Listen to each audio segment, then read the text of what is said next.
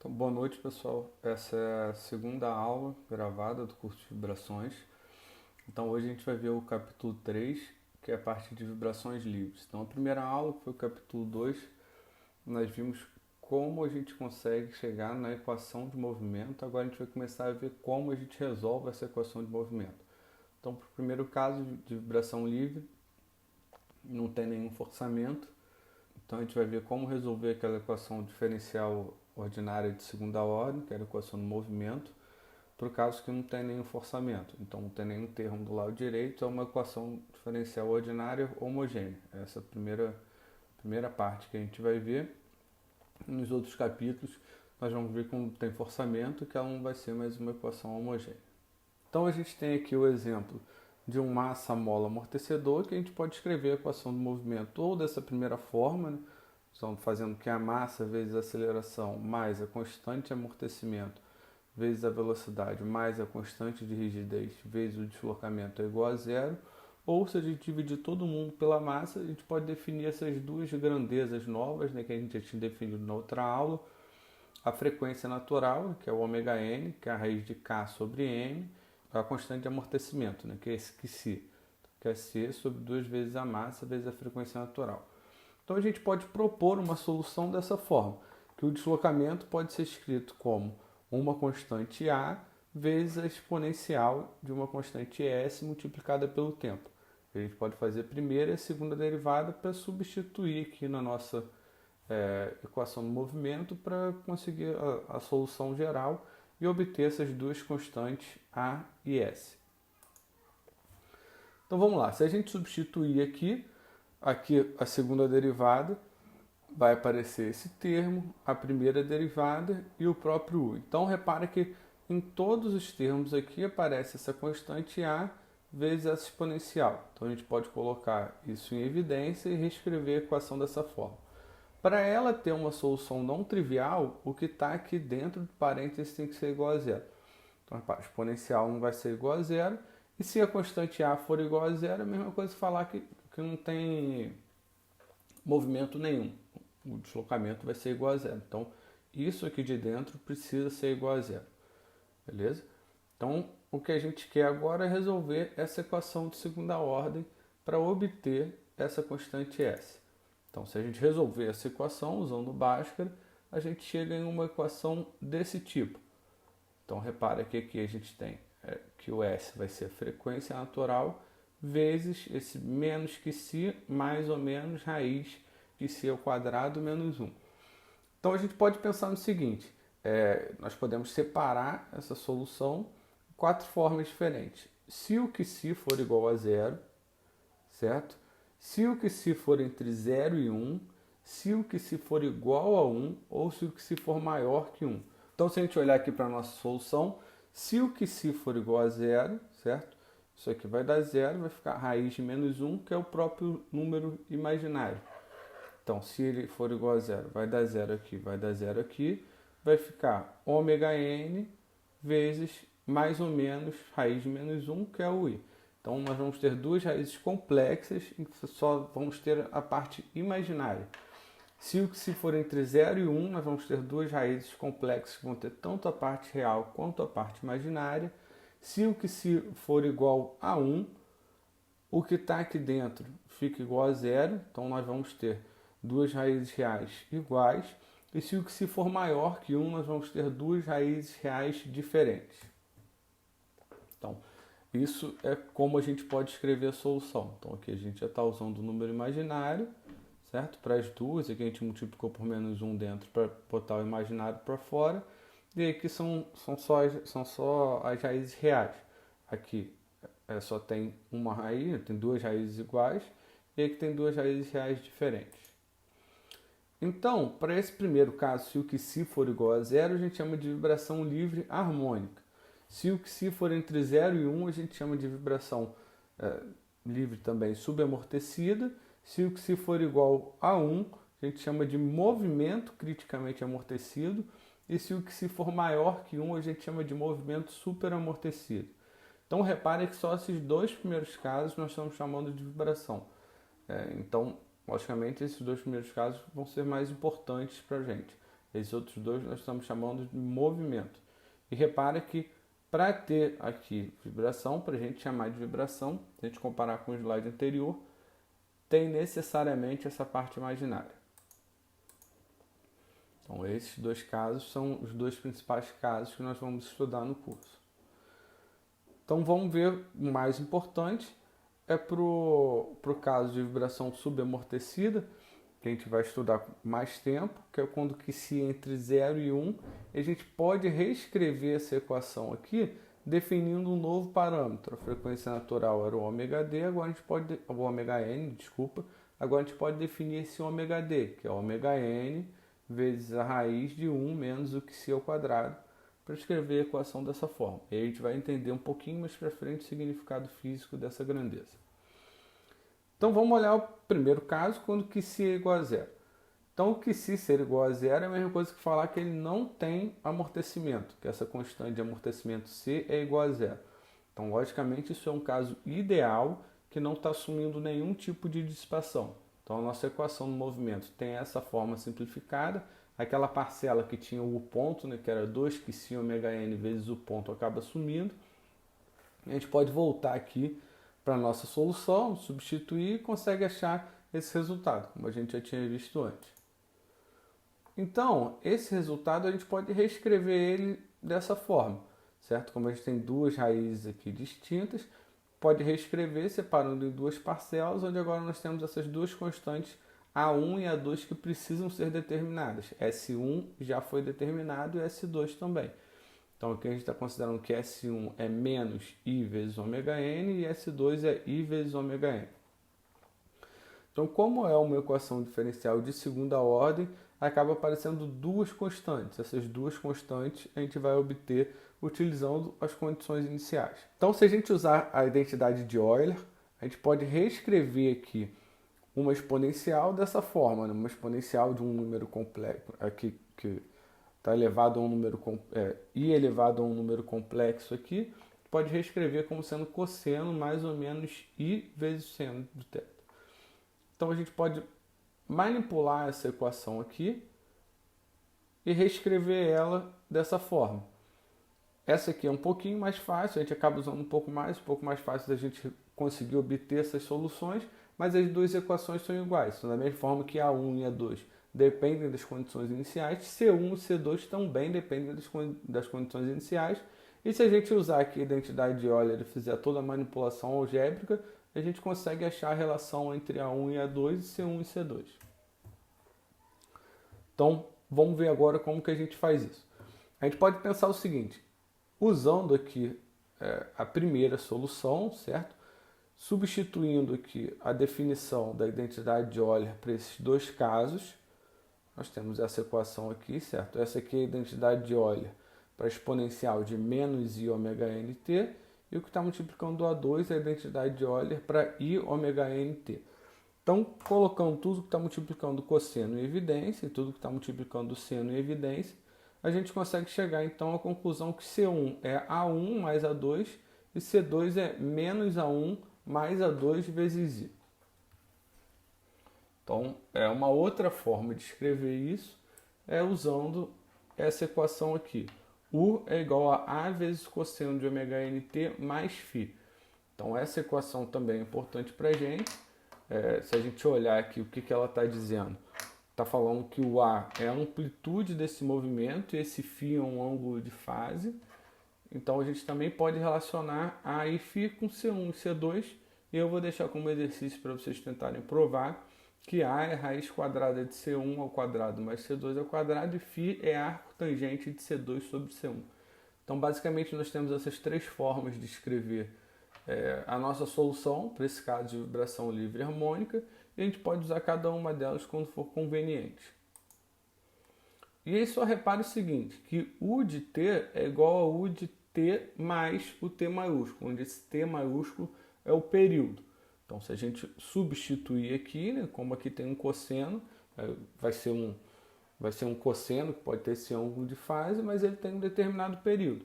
Então, se a gente substituir aqui, igualar as duas equações, né, substituir aqui no argumento só o tempo e aqui o tempo mais o período, a gente pode cortar o A dos dois lados, então a gente consegue obter aqui que o período é igual a 2π sobre o ômega-n. Então aí a gente já tem uma ideia do significado físico desse parâmetro que a gente tinha definido antes, da frequência natural. Então a frequência natural está diretamente relacionada com o período, por causa de vibração livre, e é inversamente proporcional. Então, alguma estrutura que tenha a frequência natural muito alta vai ter um período muito curto. É o contrário, se tiver a frequência natural muito baixa, vai ter um período de vibração muito longo. Então vamos ver agora como substituir para obter essas constantes C1 e C2 em função das condições iniciais. Então, aqui, supondo essas condições iniciais genéricas, U de 0 igual a U0 e o ponto de 0 igual a V0, então a posição e a velocidade no instante inicial, a gente pode substituir aqui na equação geral, certo? Usando C1 vezes cosseno de ômega-nt mais C2 vezes seno de ômega-nt, só colocando que o tempo já é igual a zero, então o cosseno vai dar 1 e o seno vai dar 0, e a gente acha então que C1 é igual a C2. Por outro lado, para a derivada, é que eu só fiz a derivada dessa equação, derivada simples de função trigonométrica, então a gente consegue reescrever aqui a velocidade dessa forma, igualando ela a V0, a gente acha então que C2 é V0 sobre ômega-n. Então o que isso quer dizer para a gente? Olhando aqui um caso qualquer, para alguns valores de deslocamento inicial, velocidade inicial, frequência natural, a gente pode pensar que a nossa estrutura, o movimento da estrutura vai ter mais ou menos essa cara.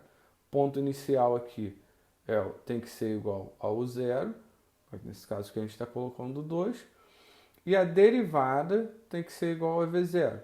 Para esse caso aqui a gente está colocando como se fosse igual a 1.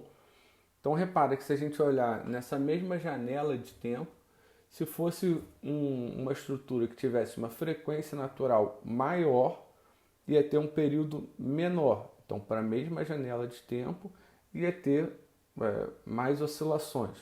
E o contrário, se tivesse uma frequência natural menor, ela ia ter um período maior. Então, para essa mesma janela de tempo que a gente está olhando, ela teria menos oscilações.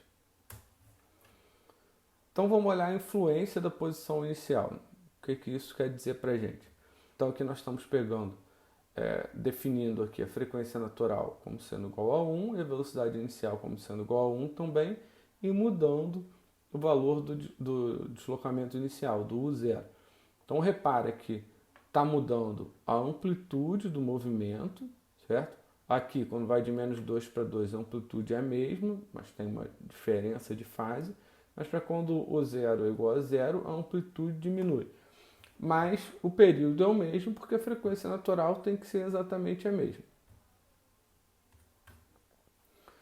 Então, por outro lado, se a gente definir o zero aqui igual a 2 e avaliar a influência da velocidade inicial, a gente acha que para a velocidade inicial, se for menos 1 ou se for 1, a mesma coisa, a amplitude é igual. Mas se a velocidade inicial for zero, a amplitude diminui, mas de novo o período tem que se manter constante, porque a frequência natural é constante. Agora, se a gente mudar a frequência natural, a gente vê isso. Conforme a gente aumenta a frequência natural, a gente está diminuindo o período, então para a mesma janela de tempo, nós temos uma repetição maior desse movimento. Então vamos ver o que acontece agora no espaço de fase, que é aquele espaço que a gente já tinha comentado antes, que a gente vai fazer o gráfico onde o eixo y é da velocidade, o eixo x é do deslocamento. Então, se a gente dividir aqui essa segunda equação pela frequência natural e elevar aqui os dois lados das duas equações ao quadrado, a primeira equação nós vamos ter isso tudo, e a segunda equação nós vamos ter essa linha de baixo. Se a gente olhar o que está acontecendo, a gente consegue cortar aqui algumas parcelas e consegue usar aquela identidade trigonométrica que seno ao quadrado mais cosseno ao quadrado tem que ser igual a 1. Então, pode reescrever a equação dessa forma. u ao quadrado mais o ponto sobre ômega n ao quadrado tem que ser igual a uma constante. A gente pode obter essa constante, uma constante ao quadrado. Então, a gente pode obter essa constante usando as condições iniciais, já que para qualquer instante de tempo, isso aqui tem que ser igual a uma constante. Então, repare que isso aqui é só o espaço de fase aqui, onde a velocidade está dividida pelo ômega n, mas se essa velocidade não estiver dividida pelo ômega n, se a gente botar só a velocidade, o que acontece é que ele não vai ser mais um círculo de raio R, vai ser uma elipse. Então, que a forma dessa elipse vai depender do deslocamento inicial e da velocidade inicial.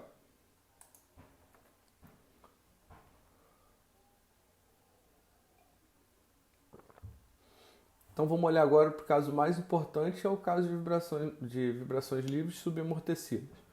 Então, para esse caso, o Qi está variando entre 0 e 1. Se a gente olhar agora a nossa equação no movimento e usar a mesma solução que a gente propôs, agora a gente tem essa equação completa, com essa parcela aqui que está relacionada com o amortecimento, e a nossa solução de S12 agora aparece esse ômega d, que esse ômega d a gente tem definido ele como sendo ômega n vezes a raiz de 1 menos o Qi ao quadrado. Então, a gente pode substituir aqui na equação, na solução, usando S1 e S2. De novo, a 1 e a 2 vão depender das condições iniciais. Só que se a gente substituir aqui, a gente vê que tem uma soma aqui. E como tem essa soma, usando a definição, usando a propriedade aqui dessa função exponencial, a gente pode separar ela em dois produtos, no produto de duas exponenciais. Então, aqui a gente vai ter menos que si ômega n mais i ômega d, tudo multiplicado pelo t. A gente pode ter uma parcela aqui que só vai estar elevada a uma parte real e uma parcela que vai estar elevada a uma coisa imaginária. Para essa equação, a mesma forma, certo? Só muda que aqui é mais e aqui é menos. Então, a gente pode colocar esse termo aqui da parte real em evidência e reescrever a equação dessa forma. E aí, de novo, usando a identidade de Euler, aí é só seguir o mesmo procedimento que a gente tinha feito antes, a gente pode reescrever isso que está aqui dentro dessa forma. Então, se vocês forem comparar, isso que está aqui dentro é a mesma coisa que a gente tinha feito antes para o caso que não tinha amortecimento. A única diferença é que aqui agora vai ter o ômega d em função do ômega n, certo? Mas o procedimento é exatamente o mesmo de como sair dessa equação para chegar nessa. Então, a gente também pode escrever, como a gente escreveu antes, dessa forma, usando uma constante a e uma constante φ, que vai ser a vezes a exponencial de menos que si ômega nt, vezes o cosseno de ômega dt, menos o φ. Eu vou deixar também como exercício para vocês deduzirem aqui a relação entre essas constantes para cada uma dessas soluções. Então, repara o seguinte, que se a gente olhar, isso aqui é bem parecido com o que a gente tinha feito antes já, né? Então, isso aqui é uma função periódica, a gente pode falar que o período é 2π sobre ômega d. Antes era sobre ômega n, quando não tinha amortecimento, agora sobre ômega d. Então, se a gente olhar agora para as condições iniciais, nós vamos fazer o mesmo procedimento, só tem que tomar cuidado aqui agora que a derivada, a gente tem que usar aqui a regra do produto, né? Fazer a derivada da primeira pela segunda, mais a derivada da segunda pela primeira. E aí, usando condições iniciais genéricas de novo, a gente pode fazer aqui a conta, né? Exponencial de 0 vai dar 1, cosseno vai dar 1, seno vai dar 0, então a gente vai achar que o C1 é igual ao 0. Aqui na segunda linha é exatamente a mesma coisa, a gente acha então que o C2 vai ser V0 mais o 0 vezes Qi vezes ômega n, dividindo pelo ômega d. Então, o que acontece agora é o seguinte, se nós olharmos como que está variando o deslocamento com o tempo, a gente vê que ele tem um decaimento, né? Então, por causa dessa função exponencial aqui, a amplitude do movimento acaba diminuindo. Certo? E se a gente fizer, então, no espaço de fase, a gente tinha visto antes que o espaço de fase era, por caso sem amortecimento, ele acabava dando um círculo, né, ou uma elipse, acabava dando uma curva fechada. Agora o que acontece é como se fosse um espiral, então ele vai tendendo a parar. Então ele começa, independente da condição inicial, ele vai tendendo a parar aqui em algum momento por causa da dissipação. Então o período continua sendo o mesmo, é 2π sobre ômega-d, para qualquer ponto aqui que a gente olha, o período tem que ser igual. Essa linha azul é o que seria a solução desse deslocamento. Então, ela é envolta por essa linha vermelha, que é exatamente a exponencial, a amplitude. Se a gente olhar aqui para essa nossa última relação, né, que é esse A vezes a exponencial de menos que si ômega nt. Certo? Então, se a gente olhar aqui, isso aqui é exatamente o que está acontecendo. Então, aqui a gente só usa o menos também, porque é seno e cosseno. Está variando de -1 a 1. Então, essa aqui é a amplitude que está diminuindo do nosso sistema. Isso aqui é uma constante. E a exponencial, conforme você está aumentando a exponencial, como ela é negativa, ela vai decrescendo. Então, vamos olhar o que isso quer dizer para a gente, esse parâmetro novo da nossa solução, que é o coeficiente de amortecimento. Então, quanto maior for o coeficiente de amortecimento, mais rápido ele vai tender a parar, considerando que ele está variando entre 0 e 1. Então, aqui tem alguns casos diferentes, para o que se igual a 0,1, para o que se igual a meio e para o que se igual a 0,9. A gente pode olhar isso tanto na solução do deslocamento pelo tempo, quanto no espaço de fase, né? Velocidade e deslocamento. Repare que vai mudar aqui se ele vai chegar mais rápido ou não no ponto inicial, mas nos dois ele vai tender a parar ali. Então vamos olhar agora para o terceiro caso, que é o caso do movimento criticamente amortecido. Então o primeiro ponto é que a gente está chamando ele de movimento, não é vibração. Ele não é periódico e ele é o caso que tende a parar mais rapidamente. Então a gente viu antes, usando a solução lá, no caso subamortecido, que o QC variava entre 0 e 1, quanto maior o valor de QC, mais rapidamente ele tendia a parar. Agora, para o QC igual a 1, é o valor que ele tende a parar mais rápido, inclusive é mais rápido do que no caso para o QC maior que 1, que é o caso do superamortecido. Então isso quer dizer que a gente pode tentar obter uma constante de amortecimento crítica. Só definir o QC igual a 1 e usar a solução. Então, manipulando essa equação, a gente acha que a nossa constante de amortecimento crítica é igual a 2 vezes a raiz da massa vezes a rigidez. Então, isso quer dizer para a gente que para um determinado sistema, que a gente conheça a massa e a rigidez, se ele tiver essa constante de amortecimento, vai ser a condição que ele vai parar mais rapidamente. E aqui embaixo, então, a gente tem a nossa solução geral, que a gente tinha visto, só que agora aqui a gente tem um problema, que as duas raízes são iguais. Então, se as duas raízes são iguais, a gente não consegue usar aquela solução, porque a gente só vai ter uma incógnita, e a gente tem uma EDO de segunda ordem, então a gente precisa de duas incógnitas para satisfazer as duas condições iniciais. Então a gente propõe uma mudança na nossa solução e inclui esse termo a mais aqui, certo? Isso é um procedimento clássico de solução de equações diferenciais e tem aplicações em várias áreas. Então, quem já fez resistência dos materiais provavelmente lembra que a gente precisa fazer uma coisa desse tipo também quando a gente está estudando flambagem.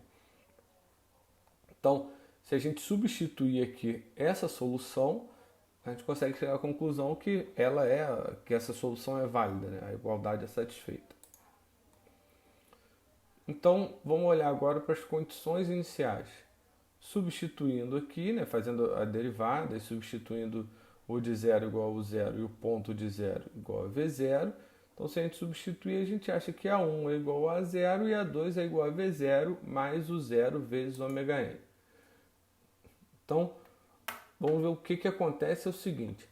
Se a gente olhar aqui, basicamente a gente tem a mesma estrutura, só está mudando a velocidade inicial. Se a gente mudar a velocidade inicial, vai mudar essa derivada, né? Consequentemente, qual que é a amplitude máxima, mas elas vão tender a parar aqui bem rapidamente, não vai ter oscilação nenhuma. Então, pode ser que a gente não pode chamar A gente não pode falar que é um movimento periódico e a gente não chama de vibração, é só um movimento. Então vamos agora para o último caso, que é o caso superamortecido. Então, de novo, a gente vai chamar de movimento, não é de vibração, também não é periódico, e agora o QC é maior que 1. Se a gente substituir, agora nós temos duas raízes distintas, mas essas raízes são reais, não é um número complexo. E aí agora a nossa solução, a gente precisaria usar uma outra identidade trigonométrica, que ao invés de ser seno ou cosseno, como é na identidade de Euler tradicional, quando é um número real, acaba aparecendo um seno hiperbólico e um cosseno hiperbólico. Mas a gente não vai trabalhar muito com essa equação, então é só para apresentar a solução para vocês. E também, usando as condições iniciais, nós podemos obter essas constantes C1 e C2. Então aqui, como que está variando a resposta da estrutura de acordo com esse QC? Reparem que se a gente aumentar o QC, aqui para o QC igual a 1, então é o caso criticamente amortecido, se a gente for aumentando, a gente vê que ele vai tender a parar depois. Então, o movimento tende a parar, para o caso subamortecido, ele tende a parar mais rapidamente conforme você vai crescendo o valor do QC, né? Ele está variando entre 0 e 1. Depois, quando ele chega em 1, é um movimento criticamente amortecido, onde ele para mais rápido. E se você for aumentando esse QC, ele vai tender a demorar mais tempo para parar, o que a gente está vendo aqui nesse caso. Então vamos ver agora alguns casos importantes para a gente, que são algumas formas de decaimento. Então, como que está variando a amplitude do nosso sistema de acordo com o tempo. Então, nós temos o seguinte, que se nós olharmos as três grandezas que a gente usava para chegar na equação do movimento, a massa, a constante de amortecimento, C, e a constante de rigidez da mola, K, esse C é o que a gente tem mais dificuldade de medir, né? A massa é simples, a rigidez também, a gente põe o deslocamento, mede a força, ou põe uma força, mede o deslocamento. Só que para avaliar o amortecimento, para avaliar a dissipação do sistema, a gente precisa ver como que está variando o deslocamento de acordo com o tempo. Então nós vamos ver dois tipos de decaimento. Primeiro, decaimento logarítmico, que é resultante do amortecimento viscoso, e depois o decaimento linear, que é resultante do atrito seco, que é uma outra forma de modelar, como a gente tinha visto antes. Então, se vocês forem olhar no livro, no final desse capítulo 3, tem até um exemplo que ele comenta como fazer essa modelagem e que cada um se adequa mais para um caso. Você pode inclusive fazer a superposição dos dois. Enfim, o decaimento logarítmico pode ser melhor para uma parte do movimento, linear para outra parte. Então vamos usar aquela solução que a gente tinha visto antes, primeiro para o decaimento logarítmico, usando a solução para o caso subamortecido. Então, considerando que C entre 0 e 1. Então, a gente podia escrever a solução dessa forma, né? Essa era uma das três formas de escrever. Podia escrever usando aquela exponencial, né? Usando aqui cosseno de ômega dt menos φ, ou usando a soma de seno e cosseno. Para esse caso, a gente vai começar aqui. Então, vamos pegar aqui dois vales consecutivos. Supondo que o primeiro vale esteja acontecendo aqui no instante de tempo t1 e o segundo no instante de tempo t2, que é igual a t1 mais um período. Então, se a gente olhar como que está variando o deslocamento nesses dois pontos, repare que a gente está supondo t1 e t2 podem ser instantes de tempo quaisquer. A gente não está fazendo nenhuma restrição em relação a isso. Então, se a gente pegar aqui t1, a gente pode substituir nessa nossa solução, e tem essa equação, e T2 também. Só que a gente pode substituir T2 por T1 mais o período. Então aqui vai aparecer T1 mais o período, e aqui vai aparecer T1 mais o período também. Se a gente ver a razão entre eles, a gente pode aqui usar aquela propriedade da exponencial, né, que é a soma que a gente pode separar no produto aqui de duas exponenciais. E aqui a gente pode substituir o período pela definição, que é 2π sobre ômega-d. Então, se a gente olhar com calma o que está acontecendo, a gente pode cortar aqui o A vezes a exponencial de menos que si ômega n vezes T1, certo? Aqui apareceu o T maiúsculo, né, o período, não vai cortar. E esses dois termos nós também podemos cortar, porque é o período de ômega-d vezes T1 menos o φ, embaixo é a mesma coisa, mais 2π. Então, independente de qual que seja esse valor de ômega-d, de T1 e de φ, vai ser esse valor mais 2π. Então, vai ser uma volta no círculo trigonométrico que vai dar exatamente o mesmo valor. Então, cortando tudo, só sobra essa exponencial embaixo, que a gente pode passar para cima e mudar o sinal. Então, aplicando o ln dos dois lados, aplicando o logaritmo neperiano dos dois lados, a gente chega então nessa nossa equação aqui. Só que o ln da exponencial aqui acaba saindo e só aparece essa parcela aqui do que está elevada, como se essa parcela viesse para fora, multiplicando aqui o ln, vai ficar ln de e, que vai dar 1. Então, substituindo aqui a definição do período de novo, e aqui na próxima etapa, substituindo a definição do ômega-d, a gente chega nessa nossa equação que a gente pode cortar o ômega-n dos dois lados e obter aqui. Então, a gente acha a relação aqui entre o ln da razão de o 1 e o 2, e aqui só depende das propriedades do material. Então, isso aqui a gente chama de delta, que é o coeficiente de decaimento logarítmico. Repara que se a gente medir, então, dois vales, ou dois picos, ou dois pontos separados por um período, a gente consegue resolver essa equação para calcular o valor do quicínio. A gente consegue calcular, se a gente medir aqui esses dois pontos, a gente tem o ln, então a gente tem o delta, só precisa resolver essa nossa equação. Então a gente pode pensar também em uma forma generalizada disso. Tem T1, T2, T3, olhando para um Tn depois. O T1 é do tempo 1, depois mais um período para o T2, mais dois períodos para o T3. Então, para o Tn tem n menos 1 períodos, pode ser qualquer valor de n. Então, a gente pode seguir exatamente o mesmo procedimento, só que aqui a única diferença é que vai aparecer esse n menos 1 multiplicando a exponencial.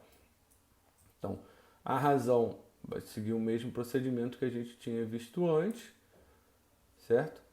Essa parcela, a gente já tinha feito as contas e tinha obtido esse valor. Então, a única diferença, que é o próprio delta, então a única diferença é que aqui aparece n menos 1. Então, aqui a gente está fazendo a razão de u1 e o 2, aqui é a razão de u1 e o n. Então, a gente pode generalizar essa nossa definição do coeficiente de decaimento logarítmico. Então, se a gente tiver isso, independente de usar essa relação ou relação generalizada, a gente pode calcular, então, estimar qual que é essa nossa constante de amortecimento. Se a gente pegar essa equação, passa a raiz para lá, multiplicando aqui o delta, e eleva os dois lados ao quadrado, então aqui vai ficar 4π ao quadrado vezes qc ao quadrado, vai ser igual a delta ao quadrado vezes 1 menos qc ao quadrado. Então, resolvendo, a gente acha aqui uma estimativa para esse nosso amortecimento. Então, se a gente medir dois pontos quaisquer, a gente precisa saber o intervalo de tempo entre eles, para saber a quantidade de períodos, a gente consegue estimar, então, qual que é o amortecimento desse nosso sistema. Então, vamos olhar agora o segundo tipo de decaimento, que é o decaimento linear. A gente também tinha visto na primeira aula como chegar na equação do movimento, né? Então, o diagrama de corpo livre, aqui agora não tem mais amortecedor, então não tem mais aquele C vezes o ponto, né? Só tem essa força da mola, o peso normal e a força de atrito aqui, né? O μ vezes a normal. Então, somatório de f em y a gente acha que é normal igual peso, somatório de f de x a gente chega na nossa equação do movimento, onde agora ao invés de aparecer aquele C vezes o ponto, aparece esse termo de μ vezes n vezes o sinal de o ponto. onde o sinal de o ponto é 1 se o ponto for maior que zero e menos 1 se o ponto for menor que zero. Então a solução dessa equação, essa equação não é linear, mas a gente consegue obter a solução se o ponto for maior que zero e outra solução se o ponto for menor que zero. Então a única diferença que muda é o sinal aqui desse termo μ vezes n dividido por k. Essas constantes A1, B1 e A2 e B2 dependem sempre da condição inicial. Então vamos pensar o seguinte, um caso genérico, que a gente está supondo aqui que o deslocamento inicial, o zero, é maior que zero e que a velocidade seja igual a zero. Então a gente só impôs um deslocamento inicial, puxou um pouco esse bloquinho e largou. Então, por um instante infinitesimal de tempo depois do início desse movimento, a velocidade vai ser negativa, certo? A gente puxou, teve um deslocamento positivo, quando a gente larga, a velocidade está no sentido negativo. Então, a gente pode usar essa primeira solução. Então, se a gente olhar aqui, a gente pode calcular, se a gente olhar na solução completa, a gente pode calcular o A1 e B1 de acordo com as condições iniciais. Substituindo aqui na solução geral, né, fazendo para o tempo t igual a zero, a gente pode então resolver e achar A1 e B1. Então, se a gente fizer essa conta, a gente substitui na equação total, a gente tem aqui como que está variando o deslocamento e a velocidade. Só que a gente não pode usar isso ao longo do movimento inteiro. Ele só é válido enquanto o ponto for menor que zero. Então o que vai acontecer é que você vai largar o bloquinho, vai ter o ponto menor que zero, até ele parar de novo.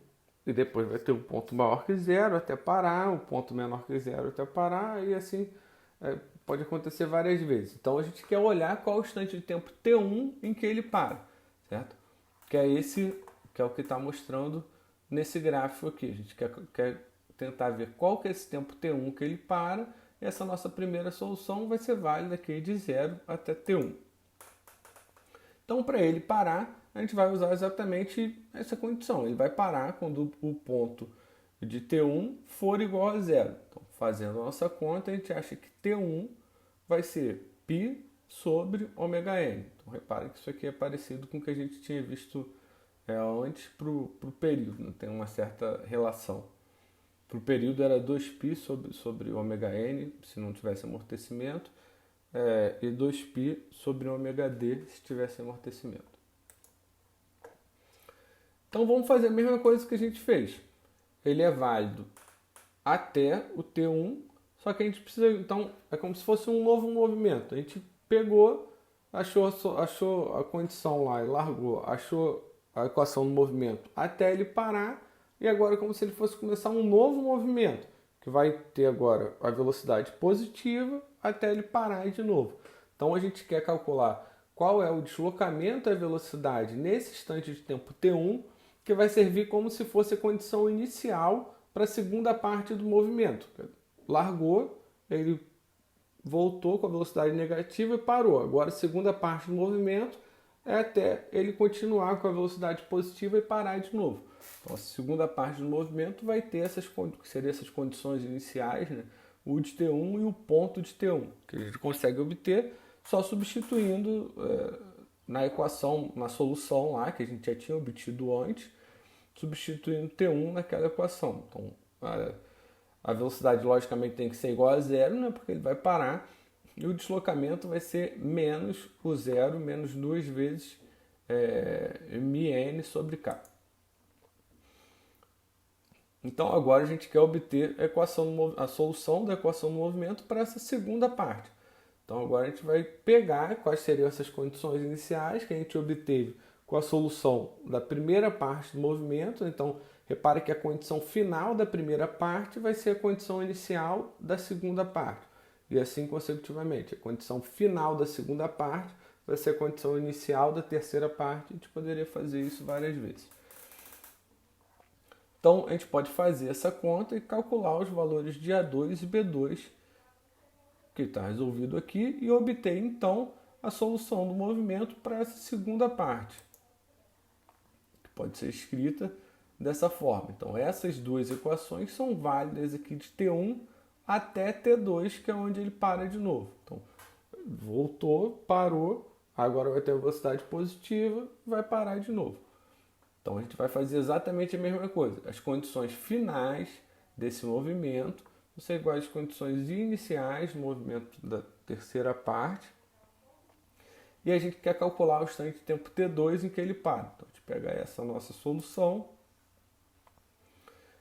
e substitui aqui quando a velocidade em T2 é igual a zero, né? Usando essa nossa solução.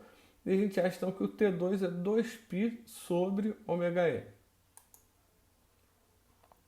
Então, se a gente olhar o que está acontecendo, nós conseguimos esses 3 pontos. A gente sabe esse instante de tempo inicial, né? T0, o deslocamento inicial, o 0.